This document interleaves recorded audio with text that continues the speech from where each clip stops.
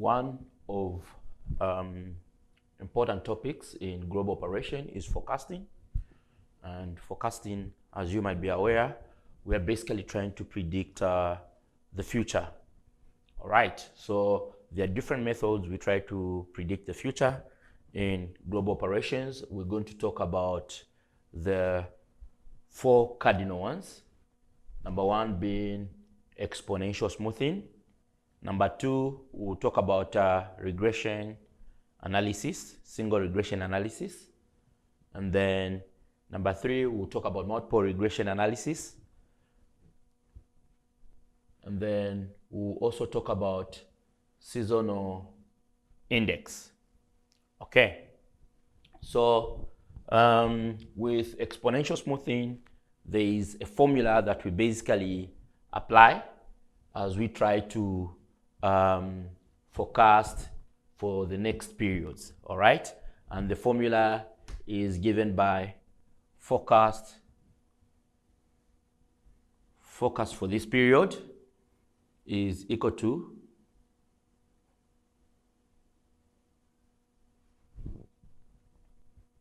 ft minus 1.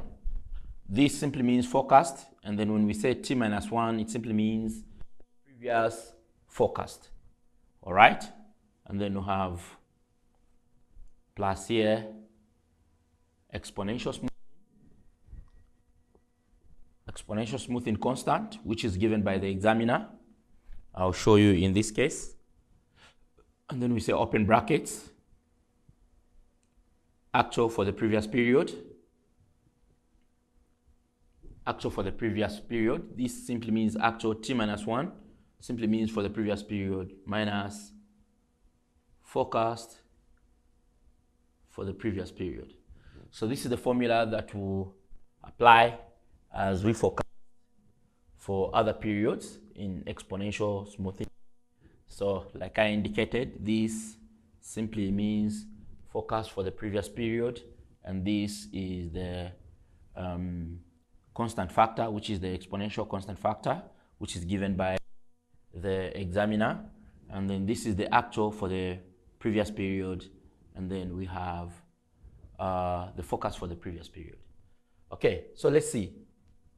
Let's have an example.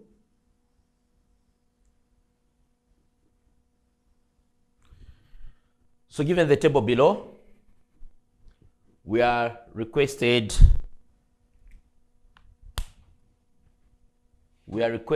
to forecast for period 9. All right, so we have got this table which has got the quarters, quarter 1, quarter 2, quarter 3, quarter 4, 5, 6, 7, 8, going way up to 9. These can be months. In another case, they can be years. In another case, it doesn't matter what you've been given. And then they are telling us to forecast this is alpha, using the exponential constant factor of 0.1. All right, so what you can observe from this question is that the forecast for period 1 has already been given. What does this imply? It simply implies that in an exam, the forecast for period 1 will actually be given to you because it's needed as you progress to forecast for the other periods. Let's read the requirement. Required, by using exponential smoothing, calculate forecast for period 9. So we cannot just jump to calculate the forecast for period 9. We need to calculate forecast from period 2 up to 8 to enable us to calculate the forecast for period 9. So I'll be quick. All right, so let's start. So we are starting with period 2. So forecast for period 2 is basically previous forecast. The previous forecast here is 1750 plus alpha, which is the constant factor there, which is 0.1. And then we have previous actual. Previous actual is 18. And then we have previous forecast, which is 1750. So let me see. I process this on the calculator quickly. 1750 plus 0.1, open brackets, 18 minus 1750.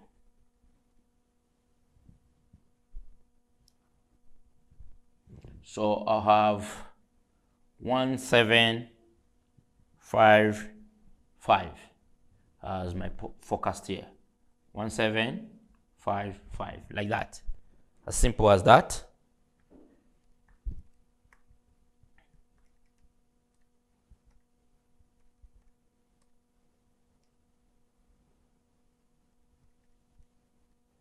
Correct. So my next forecast, which is period 3, I have my previous forecast, which is FT minus 1. My previous forecast will be 1755. So this will qualify to be my previous forecast. I'm using the previous forecast for year 2, or for period 2, I mean, quarter 2. 1755, smoothing factor 0.1. My previous actual is now 1680. And then we'll have 1755, like that.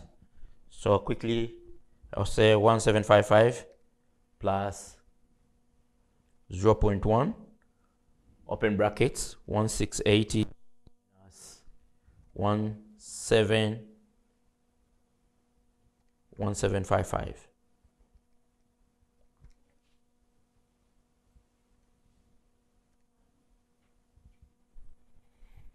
I have 1747.5.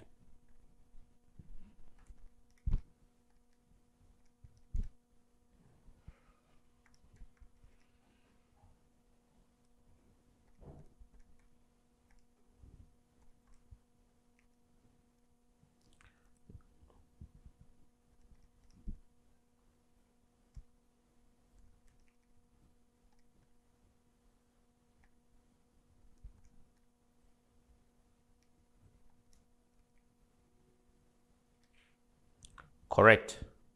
Okay, so the next one for 4, we'll move like that. Then I'll say my previous, okay, my forecast, I didn't record it. This is 1747.5. My previous forecast is 1747.5 plus 0.1. And then my previous actual is 1590. 1590 minus 17475, like that.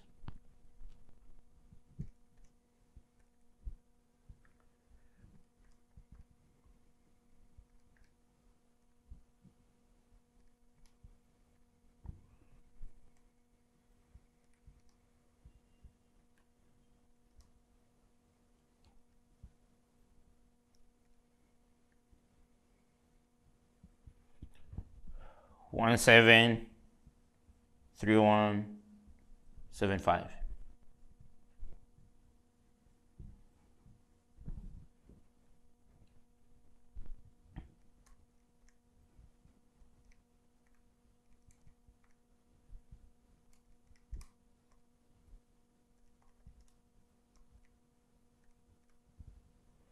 Correct. So my forecast for period 5 will just be previous forecast. My previous forecast is 173175 plus 0.1, open bracket there.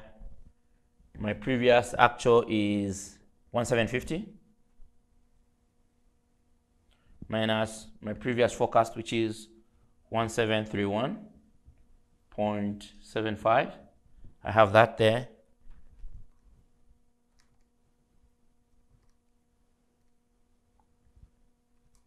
Okay, I'm just processing the computation.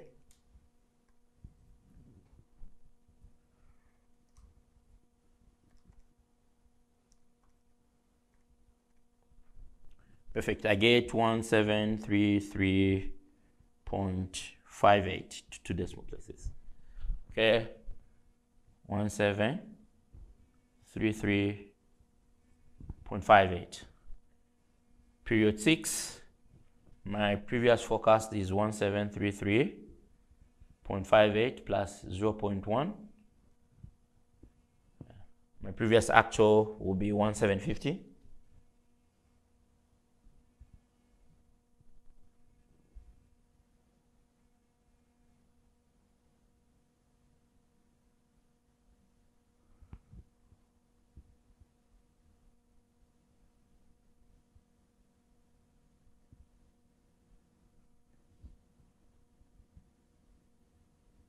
Why am I having 21750 here? Okay, for period 5, yes. For period 6, okay. So my previous actual is 19, beg your pardon.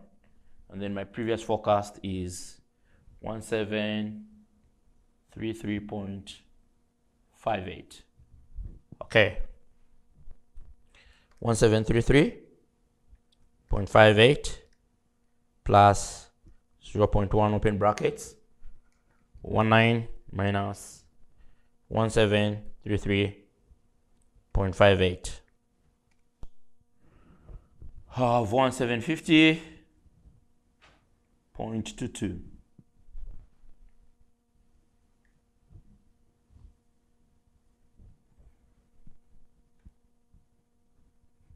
Okay, for period 7, forecast for period 7 will be previous actual. Previous actual is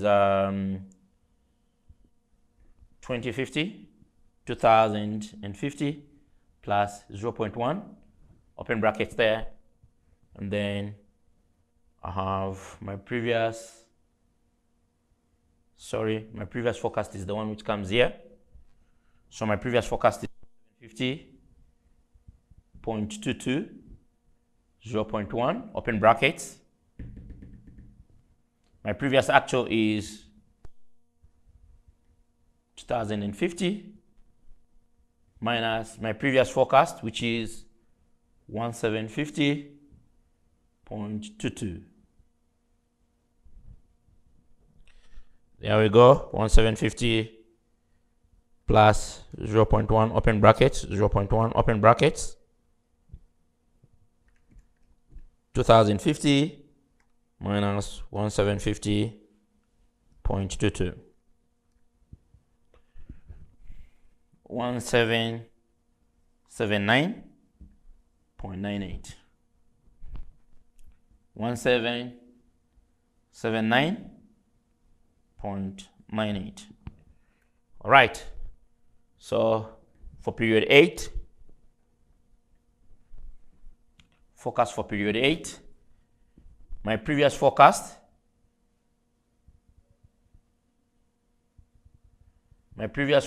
is 1779, which is that 0.98. Okay, and then my previous actual is 18 here. Remember, I'm forecasting for period 8, so when I'm talking about my previous actual and my previous forecast, I basically mean for period 7 actual and forecast. So that is what it is. So here we are, 18 minus 1779.98.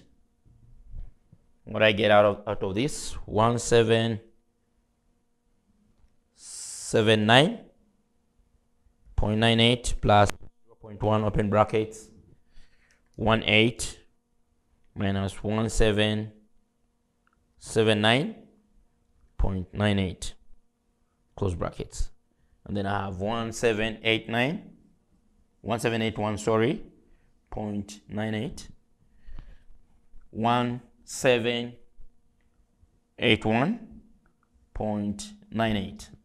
Now I can forecast my period 9 because I have the tools that are needed. These are the tools that I need for me to forecast for period 9. So the forecast for period 9 will basically be previous actual, or previous forecast, previous forecast is 17. Remember, we're applying this formula. This is previous forecast, smoothing factor, previous actual, previous forecast. So previous forecast is 1781 98. And then we have previous actual, which is 1820, minus previous forecast, which is 1781.98. So 1781,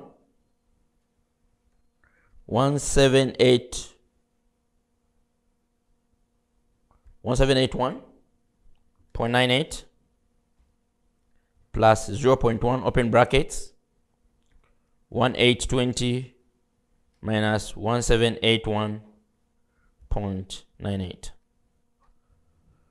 We have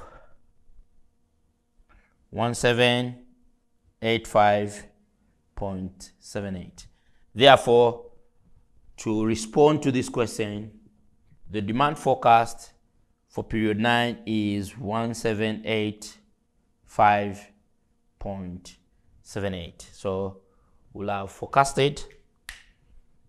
I need now to calculate the mean absolute deviation. So I'll just extend this table for me to get the mean absolute deviation.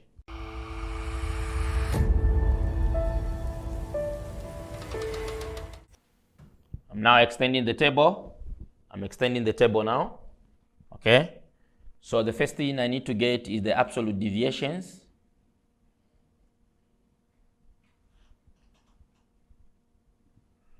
Absolute deviations, we are just finding the difference.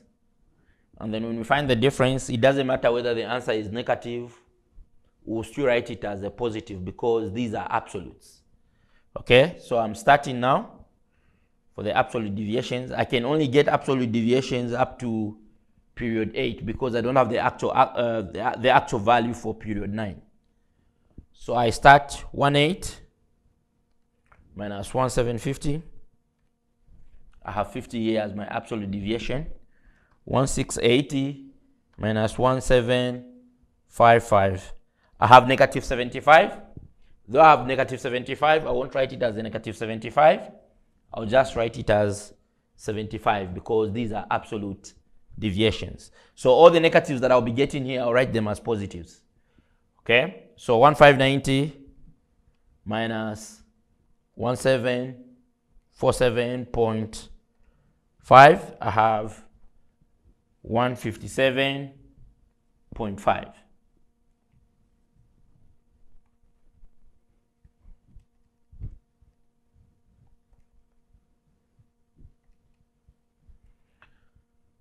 $1750 minus 1731.75.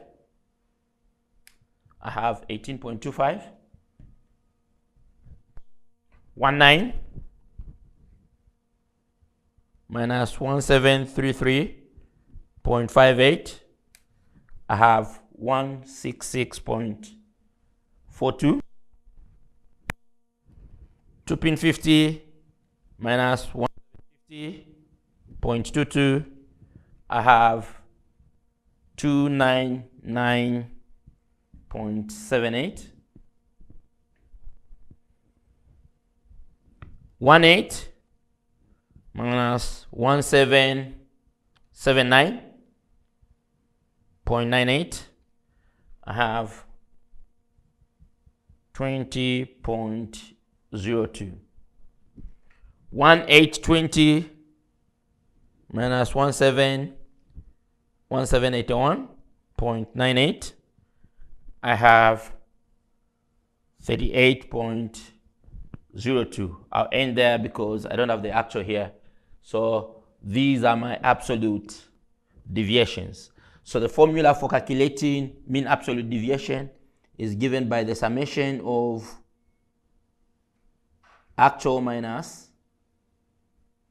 forecast over n. Now when we put this kind of, these are not basically brackets, they simply denote that the values that we're getting here are absolutes. So I'll add these absolutes I'll add them here. They are the ones which are supposed to come on top there. So 50 plus 75 plus 157 plus 8.25 plus 166.42 plus 299.78 plus 20.02 plus 38.02. I have 824.49, just to go through quickly. Make sure there is no error anywhere. 157, 18.25, 166.42, 299.78, 20.02, 38.02. Okay, that's correct. So I'll write my 824.49 here over n, which is 8. Remember, we are only ending up to 8 despite us having up to period 9. So you need to be careful in the exam. So that divided by 8, it gives me 103.06. That's our mean absolute deviation. So now I'm coming to get I need to calculate the mean square error. So mean square error, these deviations, they are also called errors because they are showing how much the forecast is deviating away from the actual values. Okay, so I'll say square errors here. Square errors. So square errors, I'll just be squaring these errors here. Square errors there, that's 50 squared to 5. 75 squared. 5, 6 to 5. 157. 157.5 squared. 24806.25. 18.25 squared. 333.06. 166.42 squared. 27.27. 27695.62. 299.78.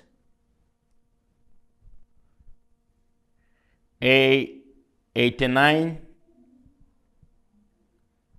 868.05. 20.02 squared. 400.80. 38.02 squared. 1445.52. So I can also add these ones, the square errors.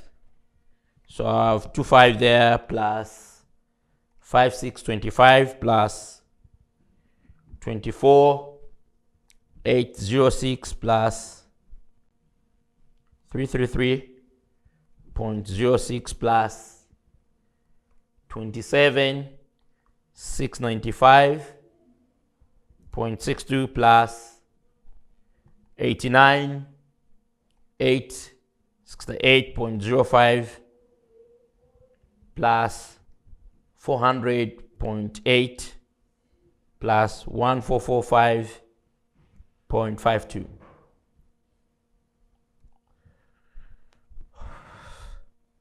I have 152,674.05. All right, so if we are calculating the mean square error, we are going to say the summation of the errors or the deviation, the summation of the deviation squared, we are squaring them this time around, over n. So have you seen the difference between the two formulas for mean absolute deviation and the mean square error is that for this one we are squaring the errors, which are these guys here.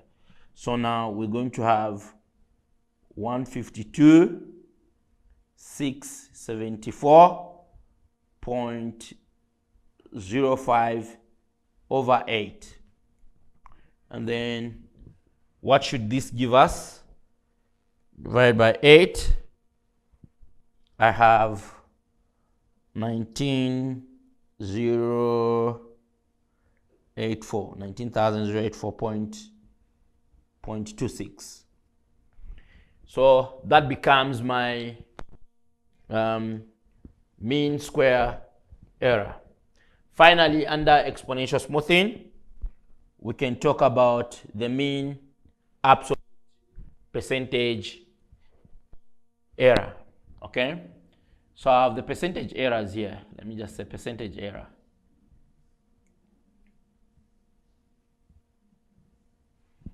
I have the percentage errors here, and the formula for this one is basically percentage error is basically the summation actual minus forecast divide by actual multiply by 100 over n. So when we say actual minus forecast, we already have the actual minus forecast. Remember this guy, this is the actual minus forecast. This is what is basically here. So we already have actual minus forecast here. Then here what we have is actual minus forecast squared. Okay, so we already have the top part, which is that. So all I need to do is this minus that, divide by the actual, divide by that. So I'll just be dividing 50 divided by 1/8 because I already have this part. So I'll be dividing that by the actual. So I'll be saying 50 divided by that, and then I multiply by 100, it gives me a percentage, then I proceed just like that. So 50 divided by 1/8, 50 divided by 1/8, multiply by 100, I have 2.78%. Then 75 divided by 1680, multiply by 100, I have 4.46%. And then 157.5 divided by 1590, multiply by 100, I have 9.91%.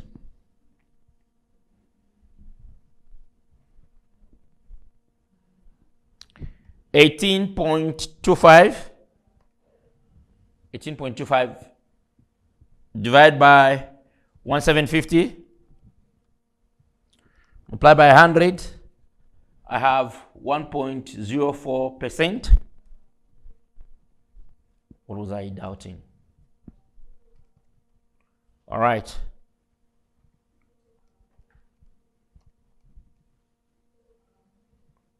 Okay, perfect. Okay, so now I have 166.42 divided by 19, multiply by 100. This gives me 8.75%. And then I have 299.78 divided by 2050 multiplied by 100. I have 14.62%.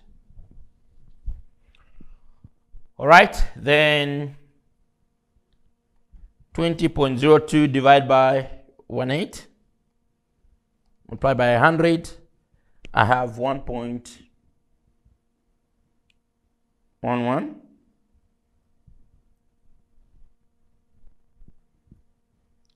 1820, sorry, 38.02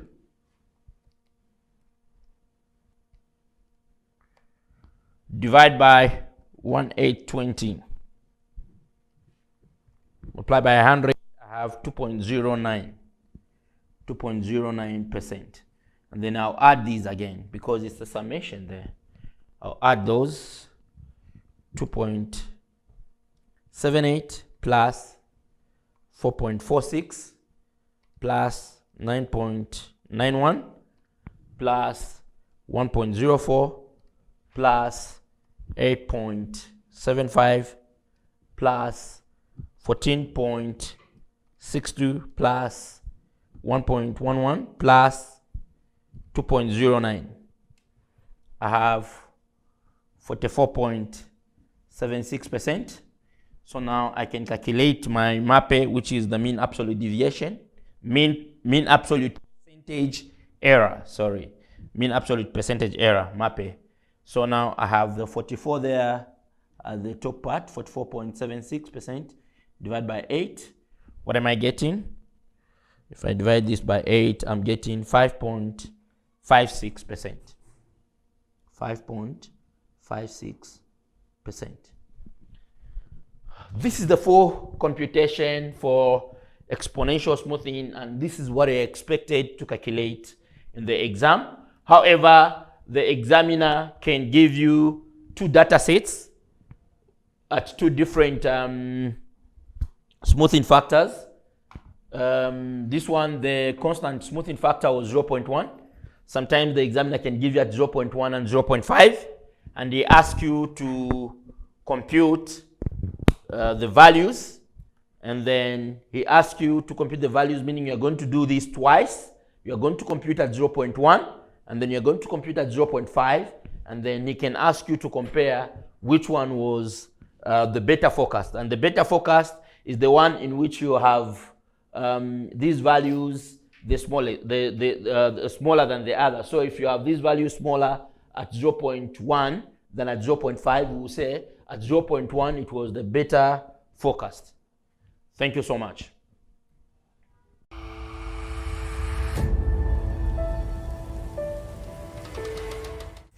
Okay, welcome back. We are still in forecasting, but this time around,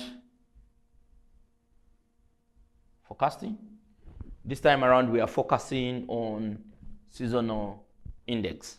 All right. Now, with seasonal index, the way we forecast based on the knowledge that certain trends will continue to occur within certain seasons. For example, in summer, the sales of ice cream, they'll be on the peak.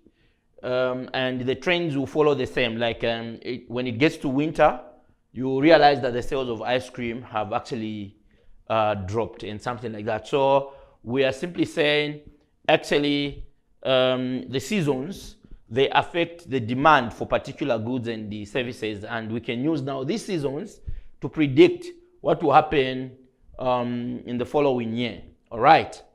So behind me here on the board, I have an example here where we have the period recorded up to year 3 with the months, as you can see. All right.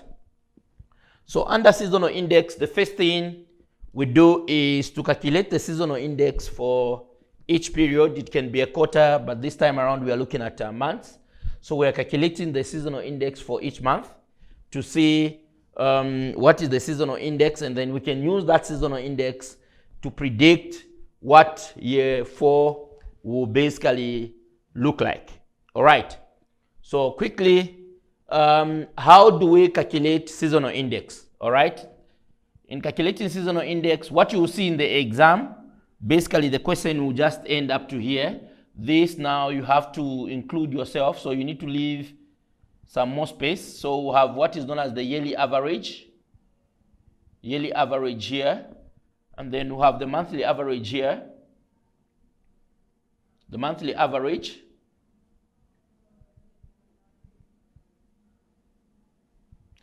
and then we will have the actual seasonal index,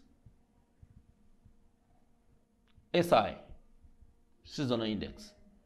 Okay, let's see quickly how we get to calculate the yearly average. The yearly average is simple to calculate. We simply add year 1, year 2, and year 3, and then we divide by 3. So open brackets, 80 plus 85 plus 105, close brackets, divide by 3, gives me 90. The next one will be 70 plus 85 plus 85, divide by 3, gives me 80. The next one is 80 plus 93 plus 82, close brackets, divide by 3, gives me 85. Open brackets, 90 plus 95 plus 115, divide by 3, 100. 113 plus 125 plus 131, divide by 3, 123 here. 110 plus 115 plus 120, close brackets, divide by 3, 115 here. 100 plus 102 plus 113, divide by 3, gives me 105, this one. 88 plus 102 plus 110 equal to, divide by 3, this gives me 100.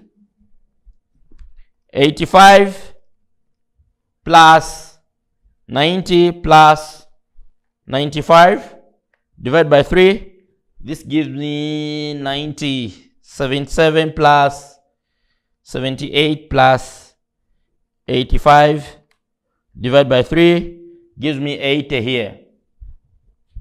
75 plus 82 plus 83, divide by 3, gives me 80 again.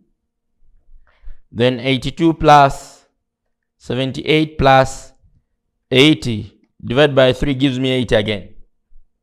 Okay, so I found the yearly average. Now from here, I'll total this. Okay, so when I add 90 plus 80 plus 85 plus 100 plus 123 plus that plus that plus that plus that plus that plus that, this gives me a 1,128. Okay, so now I found my yearly average, but now I need to find my monthly average. My monthly average will be here. Now my monthly average is basically the average of the averages. I've already calculated these as averages, and then I need to calculate these, the average of these yearly average, to make it monthly average, because now I'll divide by 12. So I'll be dividing 1,128 divided by 12. 1,128 divided by 12. This will give me 94. So I have 94 throughout. Throughout, this number doesn't change. It will be the same.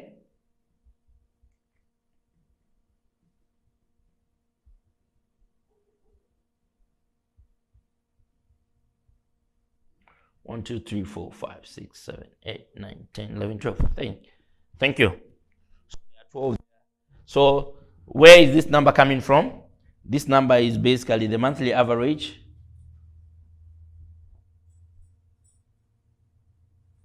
is basically 1,128 divided by 12, the 94. Okay, that's it. That's where this number is coming from. It's coming from the total of these averages, which we totaled here, and then divide by that. So now I can safely calculate my seasonal index, and my seasonal index will be simple. Seasonal index is equal to yearly average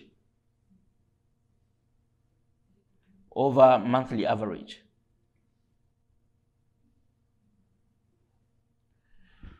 So all I'll be doing is this divide by that. So 90 divided by 94. 0.957. 80 divided by 94. 0.851. 85 divided by 94. 0.904. 100 divided by 94. 1.06. Yes, 1.06. And then 123 divided by 94. 1.31. 115 divided by 94. 1.22. And then 105 divided by 94. 1.12. 100 divided by 94. 1.06. 90 divided by 94. 90 divided by 94 we already have. That's 0.957. Then 80 divided by 94 we have. So 0.851, 0.851, 0.851. These are the seasonal index. It's as simple as all that. Now we need to forecast for year 4. How do we forecast year 4? All right. Okay, so let me just get it asked quickly. So this is how we forecast year 4. All right, so I'll remove this for my next solution. So this answers solution 1. Solution A, which is calculate the seasonal index. So these are the seasonal index. So this is that. Okay, so now I'm forecasting year 4. Year 4 will have January, February, March, April, May, June, July, August, September, October, November, and December.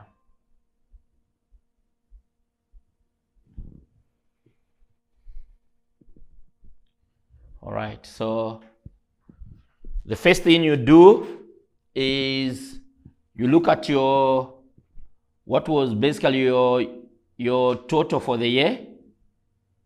Total for the year in terms of averages was 1,128.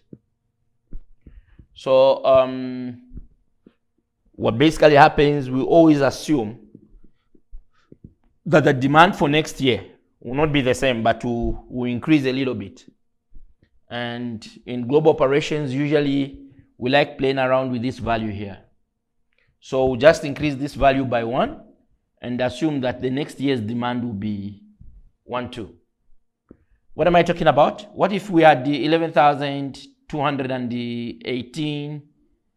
Okay, if I was to predict next year's demand, I would basically assume to say it will increase by immediately the figure before the first digit. So I would have said it will come to that. I forget about these numbers. I just put the zeros there.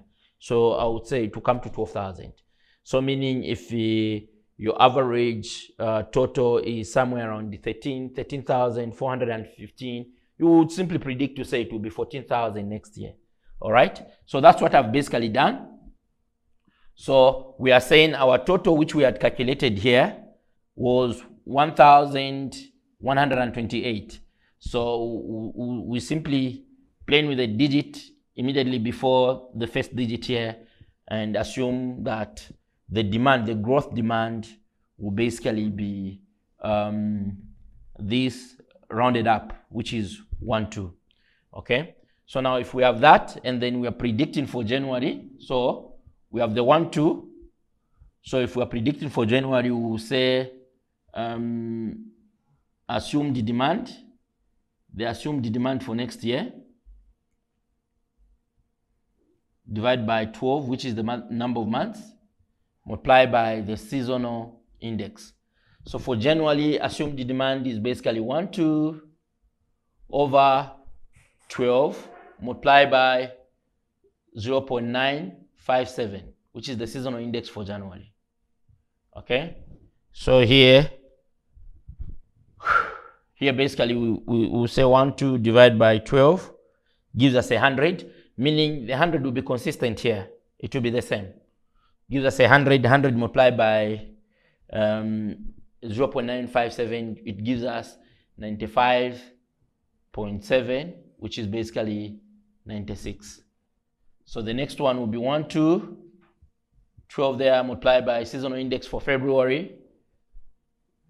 We are forecasting February. Seasonal index for February is 0.851. So we've said this is 100. So we know this is 100. So 100 multiplied by that will be 85.1, which is basically 85. So the next one for March will be 1, 2 over 12 multiplied by 0.904, which will give us 90.4, which is basically 90. Okay, so these are the forecasts. February, that was, this is January, February, March. For April, it will be that multiplied by 1.06, which will give us 106. Okay, so this is for April, this is for March. For May, 1, 2 over 12 multiplied by 1.31 to give us 131. For June,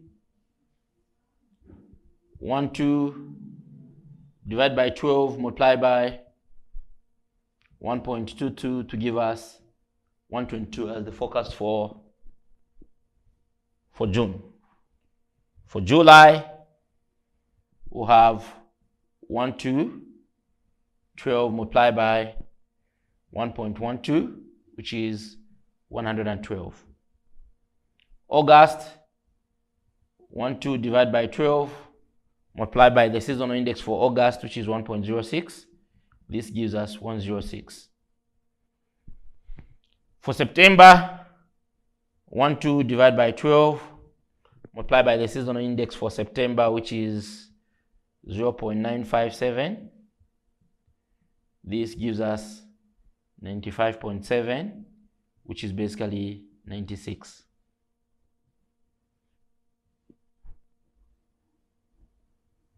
For October, it will be 1, 2 divided by 12 multiplied by 0.851, which gives us 85.1, which is basically 85. Now, if you look at the seasonal index for October, November, December, they are the same.